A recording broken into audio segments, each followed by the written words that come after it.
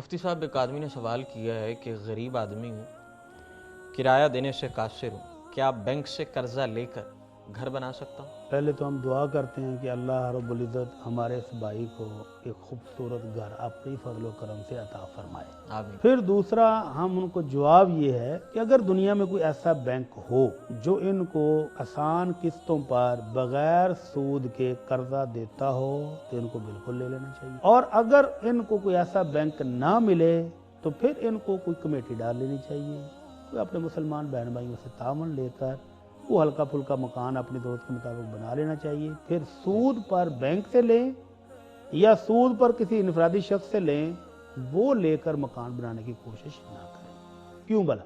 جی، ابھی تو یہ کہہ رہے ہیں کہ میں کرائے سے تنگ ہوں، اور پھر سود کو اللہ رب العزت نے اپنے ساتھ جنگ قرار دیا ہے۔ یا ایھا الذین آمنوا اتقوا اللہ وذروا ما بقی من الربا ان کنتم مؤمنین۔ ایمان والو، اگر تم مومن ہو اللہ سے ڈر جاؤ اور سود چھوڑ دو، اور اگر تم نے نہ چھوڑا فَإِن لَمْ تَفْعَلُوا فَأْذَنُوا بِحَرْبٍ مِّنَ اللَّهِ وَرَسُولِهِ، اور اگر تم نے یہ سودی لین دین نہ چھوڑا تو پھر اللہ اور اس کے رسول کے ساتھ جنگ کے لیے تیار ہو جنگ جاؤ۔ کے لیے تیار۔ تو یہ ہمارا بھائی پہلے پسا ہوا ہے کرائے دے دے کر، تو یہ سود کی قسطیں دے لے گا، جبکہ اوپر سے اللہ کی رحمت بھی کوئی نہیں ہونی۔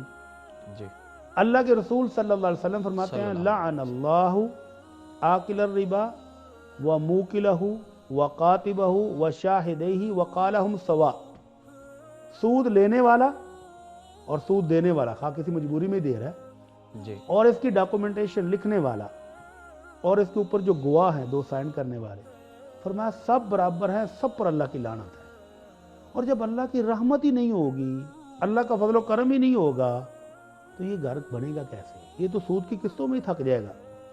تو اس لیے اس بھائی کو سود سے تو بالکل دور رہنا چاہیے، دور رہنا چاہیے، اور اللہ رب العزت سے دعا کرتا رہے، چھوٹی موٹی کمیٹی ڈالے، کوشش کرے، اپنے مسلمان بہن بھائیوں سے تعاون لے لے، لیکن سود کے ساتھ مکان بنانے کی کبھی کوشش نہیں کرے۔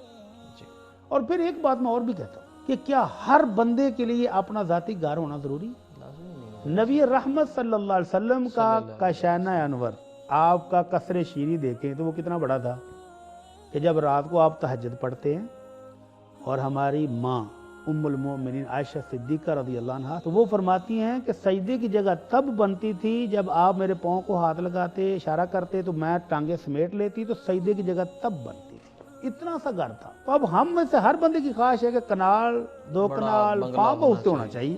جی، پھر آپ دنیا میں دیکھیں کتنے لوگ ہیں جو کرائے کے گھروں میں رہ رہے ہیں، اور کتنی بڑی آبادی ہے جو گھروں کے بغیر رہ رہے ہیں۔ جی، بالکل۔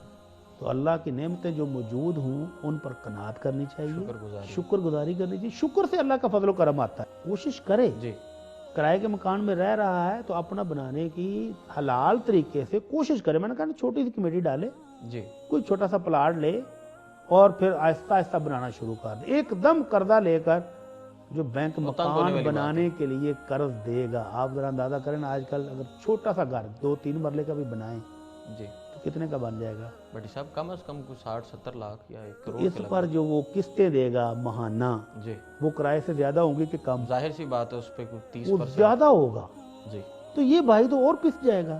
تو یہ جس شخص نے ان کو مشورہ دیا کہ بینک سے لے کر تو مکان بنا لو، وہ بڑا غلط مشورہ دیا۔ جی، بالکل۔ تو اللہ تعالیٰ ان کے لیے آسانیاں فرمائے، اپنے فضل و کرم سے ان کو آرام دے، پرسکون خوبصورت گھر عطا فرمائے، جی، لیکن یہ سود سے بچ جائیں، کیونکہ وہ اللہ اور اس کے رسول کے ساتھ جنگ ہے، اور بے سکونی اور بھی جنگ لڑ کر پھر یہ سکون کہاں سے لے گا؟ کہاں سے سکون لے گا، بالکل۔